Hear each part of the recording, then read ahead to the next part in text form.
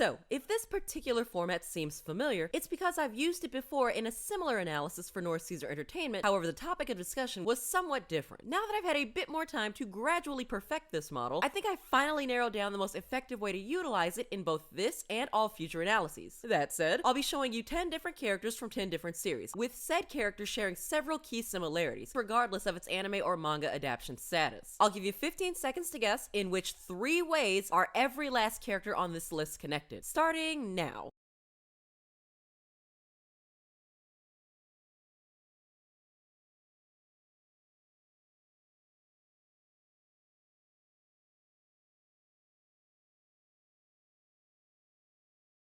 Time's up. Let's start with the most obvious answer. By the astronomical standards of anime, manga, in-series canonical reception, and general fan reception, these characters are considered to be one of the most, if not the most, attractive character in their respective series. 2. They're each the prospective love interest of either the protagonist or other leading central character, usually a young teenage girl aged somewhere between 14 to her early 20s, upon their first canonical debut in the series, or even making their first appearance as young as very early childhood. Lastly, they each meet and, yes, even surpass society's incredibly high social standard by being in financial and social positions of power as their world's version of the wealthy blue bloods that encapsulate the top 1%. And yes, this extends even to InuYasha. Despite his half-human blood deeming him by all accounts lower in the eyes of humans and full demons, regardless, he is still royalty by way of his human mother Izayoi and his lord father, the great ruler and dog demon general of the Western lands, Toga. Now comes the part where I reveal that I wasn't totally honest in the number of key similarities between them. There's actually 6 primary links that connects these characters. The 4th being that by the end of their respective series, they graduate from their role of prospective love interest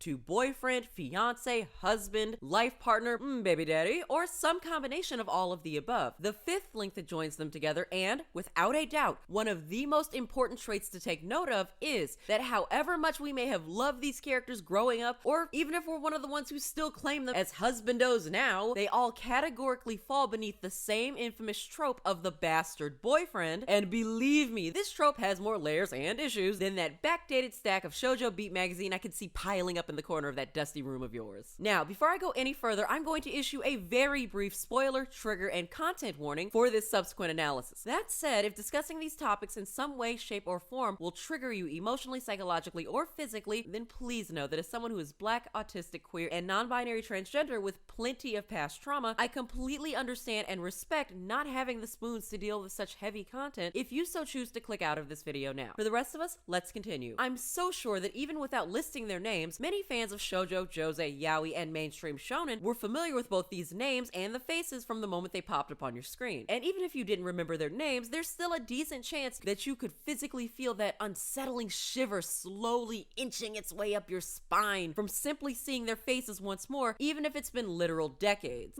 But of course, who could forget Hot Gimmick's Ryoki the rapist Tachibana? He was literally the series' de facto characterization of Tokyo's top 1% and the shining beacon of everything wrong within that top 1% so-called hierarchy. Also worth noting that said hierarchy 100% operates within the pages of Hot Gimmick as an archaic traditional social monarchy. Ryoki is considered to be the disgustingly privileged prince, if not the king, of his company-structured apartment housing complex, even if it is by way of his equally terrible father, being at the very top of the company's food chain, and of course, Ryoki's aggressively and equally privileged mother, who is reverently regarded by everyone in the complex as its indisputable queen. God, I hated this bitch so much. Sure, Ryoki is rich, good-looking, and gifted with a level of intelligence that even puts him academically in the top 1% in the entire nation of Japan. But none of that glosses over the very obvious fact that he is a dangerous narcissist who consistently displays both unchecked sociopathic and psychotic tendencies, as well as one that habitually physically, emotionally, psychologically, financially, socially, and especially sexually abuses his fiancée Hatsumi on a literal daily basis. Even as children, the basis of their relationship has always been one of fear-induced subservience and domination based on their perceived social statuses. And even to the point where the nature of their relationship would, years later, see Ryoki demand Hatsumi be his literal sex slave for a good chunk of the series. Y'all listen, I could make an entire list about the men of hot Gimmick alone, especially Azusa's toxic ass, but we'd literally be here for the next 3 hours bare minimum. So, let's move on to our next entry who more or less fits in the not so common knowledge bin of bastard boyfriends. Soichirou Arima from Kano, aka His and Hers Circumstances. On the surface, Arima appears to be your good-looking, standard, hyper-intelligent, and perfectly ideal student and fully functioning member of the top 1% of society. Which, if you haven't quite caught on to the theme of this video just yet, you will find this symptom yet another diagnostic factor of the literary pandemic that is bastard boyfriend-itis. However, like literally every character on this list, he is concealing very, very deeply rooted past psychological and physical trauma, nor the initial willingness to acknowledge just how his trauma gradually manifests itself through increasingly violent physical and psychosomatic means that he inevitably begins taking out in full force on both himself, but especially his girlfriend turned future wife and the mother of their 3 children, Yukino Miyazawa. I'm sure so many of us remember the 2 of the most notable and graphic examples of these instances are actually linked as the resulting consecutive catalyst from actions on his part. He shoves a pair of scissors clean through his hand, a bloody form of self-flagellation, for sexually assaulting Yukino in the library of their school earlier that afternoon. Upon regaining consciousness several hours later and long into the evening, Yukino awakens to find herself laying on the floor of the library with her half-naked body partially covered by his school jacket, and Arima long since gone home, not even taking into consideration that he literally left her there laying there defenseless and anyone could have discovered her. Very much like Ryoki, Arima is outwardly regarded by the general social public as the stereotypical brooding rich prince that can do no wrong even if their actions are conspicuously felonious in nature. Here's looking at you, Sasuke! But hey, being a literal war criminal and terrorist pulls that kunoichi wep, I guess. It certainly seems to work for literally every protagonist of a Mayu Shinjo manga. I know I put Sakuya on this list, namely for recognizability and just how perfectly he encompasses the bastard boyfriend trope, but the truth is, Hakuran's ass from How Airen deserves to be up here, and again, literally any male love interest in a Mayu Shinjo story automatically falls under the category of bastard boyfriend. There is literally no hope for any of them, as every last one of them are all violently hypersexual teenage boys and or grown-ass men with an obscene amount of power, privilege, and money. Suffice to say, the better part of their resources contributes significantly to the, wait for it, habitual abuse, especially sexual abuse, assault, rape, and or sodomy of their partners. But hey, I'm certainly not pointing any elbows at Kyo Usui of the Kodansha award-winning manga Blackbird, old ancient-ass supernatural privileged head-ass talking about, why would I fly first class with you peasants when I literally have wings?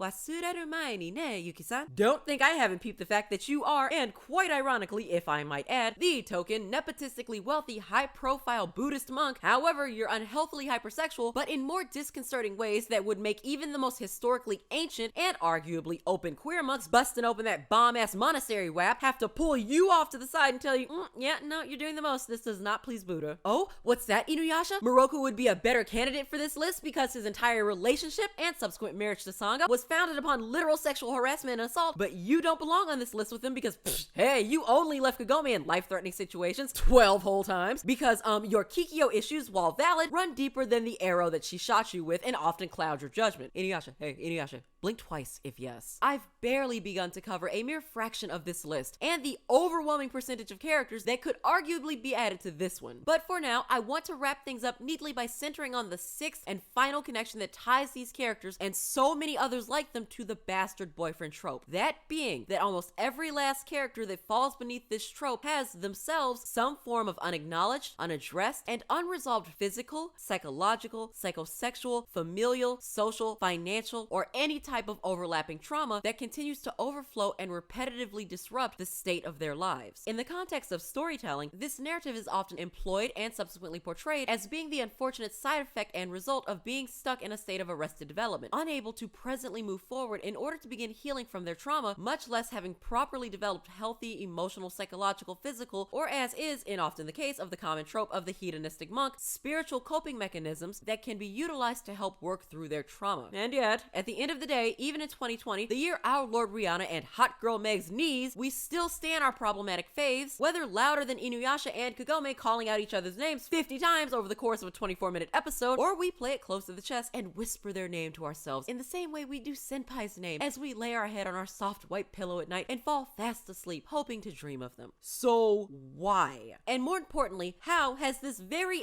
oddly specific, outdated, and inherently harmful toxic trope for literal literary millennia? Its reach isn't just limited to the borders of genres specific to anime and manga, i.e. shoujo, josei, yaoi, shonen, seinen, etc., etc. It extends far beyond the boundaries of each and every existing genre and form of media worldwide, but its sinewy fingers are coiled particularly tight around the genre, social construct, and perception of the romance genre, with the media presenting us with a very unsettling look at how literary multimedia influences our various human societies and ideals, and how those in turn mold and shape our definition of quote-unquote love. This is often coupled with the persistent and very toxic perpetuation of dangerous notions by the media, and that is persistent in teaching very young girls, femmes, femme-presenting, and non-men from the earliest of ages, oh, it's okay if a boy hits you, it just means he likes you. So I ask again, why? Why are we able to cognitively recognize and subsequently be consciously and acutely aware of these 6 key character traits that loudly announce to us as the audience, yep, that character is big bastard boyfriend energy, yet we'd still let them ruin our lives, credit scores, and thussy any day of this week? Well, because we as a society have been intentionally conditioned by all forms of mainstream media, as well as other influences that can subtly manipulate our own personal wants and needs, to not only glorify these toxic and dangerous traits of the bastard boyfriend or bastard partner trope, but also these very same negative traits are mass marketed to us as a global network of consumers of literature in various and easily accessible multimedia forms, in a way that would arguably suggest, at least in regards to very specific aspects and instances of work, life, school, and interpersonal relationships, and so forth, we've ultimately been conditioned to desire the undesirable, whether consciously or subconsciously. I'm 99.99% sure that I've thoroughly deduced all the answers to this, and will be presenting my findings in next week's BGA analysis and follow-up. I'll be gentle. And other lies shoujo, josei, and yaoi taught me about relationships. So be sure to tune in next week for that one. Thanks again for watching, everyone. Don't forget to like this video, share it with your friends, and don't forget to subscribe to Black Girls Anime for more in-depth, informative, educational, and entertaining analyses and reviews of your favorite anime, manga, video games, and more, all for the culture.